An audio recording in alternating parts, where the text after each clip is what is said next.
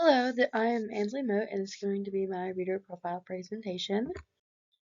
Um, I w- um, I was born in Cobb County, Georgia, and I've lived in Georgia my entire life. But I say I'm from or grew up in Villa Rica. I've lived there since I was about 10 years old, so it is where I spent the majority of my life.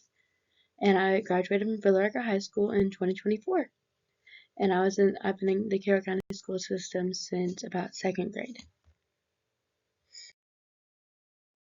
I chose to pursue a degree in education because growing up, there was always those teachers who would help us and really just be there for us. And you could tell like who truly loved their job, cared about their job, and wanted to be there for the right reasons versus someone who is just like, quick, I need an easy degree. Oh, this seems easy. I'll just get it, and then I'll just work with children just simply because I like children and not truly because they care about the outcomes of a child's education or like any safe places or anything else like that.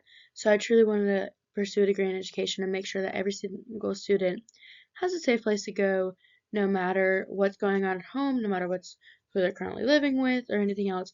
I want to make sure that they always have a safe place to go, whether it's just me. If I can do anything else for them, I obviously will.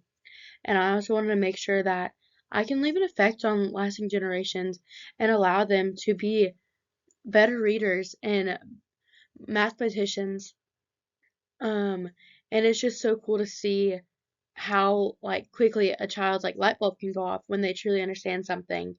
And that's what I want to see consistently is me being able to flourish someone and allow them to be able to grow and see how much they can grow in such a short school year and be able to have them and help them in any way I can and be at their rescue of any case scenario.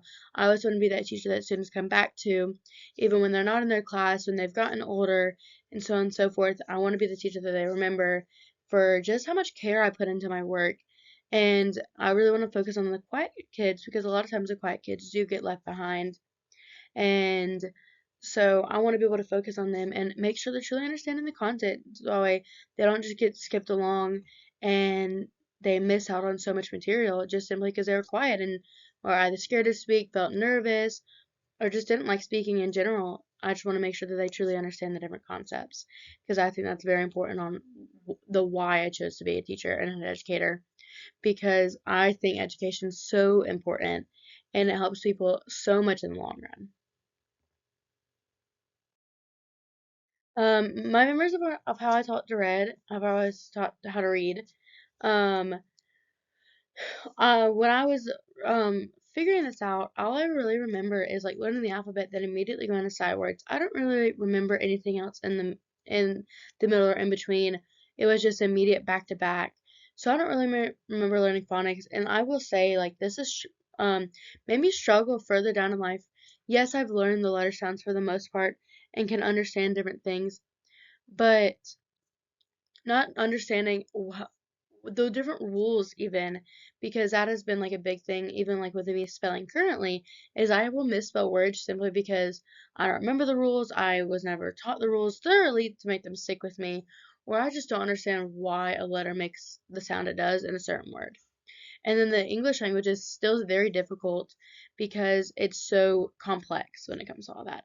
So this turned into a struggle for me, like with reading starting in fourth grade, because I didn't understand everything. I only was taught to memorize these words and move on because I got the 100 words or whatever it was correct. And so I was praised for being smart when I truly didn't understand why or what the words were. I was just taught to memorize and then it would be okay later on.